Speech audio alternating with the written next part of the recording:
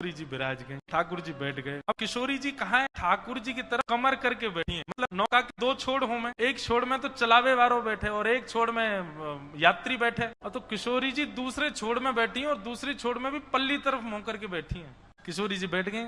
अब ठाकुर जी ने जबरदस्ती अपनी पतवार जो है वो जमुना जी के भीतर रज में फंसा रखी है और ठाकुर जी वहां पे ऊपर लद रहे हैं, जोर से खींच रहे हैं। बोले अरे ये नौका तो आगे ही ना बढ़ रही। ललिता विशाखा आदि सब भारती बोली अब बैठ गई है, श्यामाजू ले जा पल्ली पार। बोले अरे बढ़ना रही है ये आगे, क्यों ना बढ़ रही? बोले तुम्हारी जो स्वामिनी बैठी है गलत बैठी है ये। बोले मतलब? बोले अरे तुम न जानो नौका जो है का वो वायु के प्रवाह से चले। अब पल्ली तरफ मेरी नौका को मुख रहेगा वो चलेगी, वही तरफ तुम्हारी स्वामिनी जो श्वास ले रही है तो वायु टकरा जाएगी, नौका कैसे बढ़ेगी आगे? इनते कहो मेरी तरफ मुंह करके बैठ। शाखा बोली जे कौन सा तर्क है लाला तेरो? बोले मेरो तर्क यही है, मेरी नौका ऐसे चलेगी। इनते कहो इधर की तरफ मुंह करके बैठे तब नौका बढ़े। किशोरी जी तो इशारों करे मैं उतर के आ रही हूँ बाहर। सब कह नहीं नहीं आप बैठी रहो, नेकी तो बात है, कहा करना पल्ली पार जाके ये अपने घर हम अपने घर, हमारो कहा मतलब ही आते। विपरीत स्थिति में सबको बाप बनाना पड़े। श्यामाजू बैठ जाओ। किशोरी जी ठाकुर जी की तरफ मुंह करके बैठ गई, लेकिन मुंह की भौं चढ़ा रखी है, भौं चढ़ा रखी है, प्रेम भर के नहीं देख रही है। ठाकुर जी ने नौका नेक बाहर लाई और जैसे ही नौका जमुना जी में पहुंची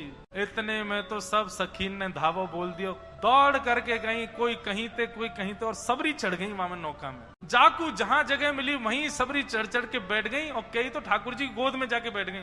ठाकुर जी बोले दारी तुम में ऐसी लात मारूंगा गिरोगी जाके जमुना जी में। कैसे चढ़ गई? मेरी नौका डूब जाएगी। बोले ना डूब रही। अब सुन, अब बीच में पहुंच गए, हम डूबी तो तू वे ले चलेंगी संग में, अब चुपचाप हमें पार करा दे पल्लंग को।